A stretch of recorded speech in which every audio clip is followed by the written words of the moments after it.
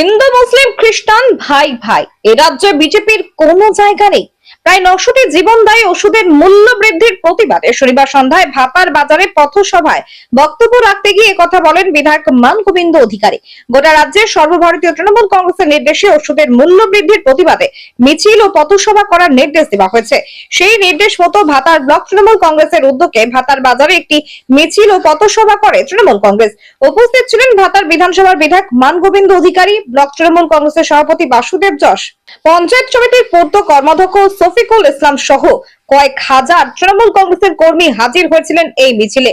প্রতিবাদ মিছিলটি গোটা ভাতার বাজার ঘুরে নাসিকগ্রাম মোড়ে একটি পথসভা হয়।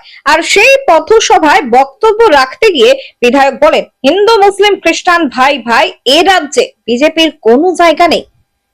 বর্ধমান থেকে সঞ্জিত কুরের রিপোর্ট, বিপি নিউজ পূর্ব বর্ধমান। পথে নামাটাই আমাদের রাজনীতি। আমরা মানুষের সঙ্গে আছি, আমরা চিরকালই মানুষের পাশে থাকবো। কিন্তু আর একটা দল আছে যারা বিভেদের সৃষ্টি করেছে। কালকে রামনবমীটা আমরা তো জানতাম, ম্যাক্সিমাম টাইম জানতাম যে হিন্দুস্তানিরা রামনবমীটা বলতো। আমাদের বাংলার বুকে রামনবমী খুব বেশি আনন্দ উৎসব কিছুই হতো না, কিন্তু এটাকে একটা জাতপাতের লড়াই নিয়ে গেছে। আমরা হিন্দুরা, আমরা মুসলিমরা সবাই আমরা পাশাপাশি বাস করি, আমরা সবাই একসঙ্গে থাকি, আমাদের মধ্যে কোনো বিভেদ নাই। আপনারা কোনো বিভেদ সৃষ্টি করতে পারবেন না। বিজেপি সরকার যতই লাফালাফি করুক, হিন্দু হিন্দু ভাই ভাই কিচ্ছু হবে না। এখানে আমরা সবাই একসঙ্গে আছি, হিন্দু মুসলিম ভাই ভাই, খ্রিস্টান ভাই ভাই, বিজেপি ঠাঁই নাই। এইটাই আমাদের স্লোগান।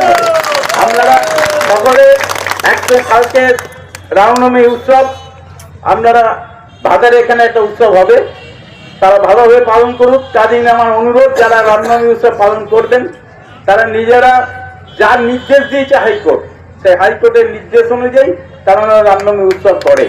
কিন্তু দেশে ওষুধের দ্রব্যমূল্যের বিরুদ্ধে আমাদের যে পথ মিছিল ছিল, সেটা আমরা ভাতার ব্লকের তৃণমূল কংগ্রেসের ডাকে আজকে করলাম।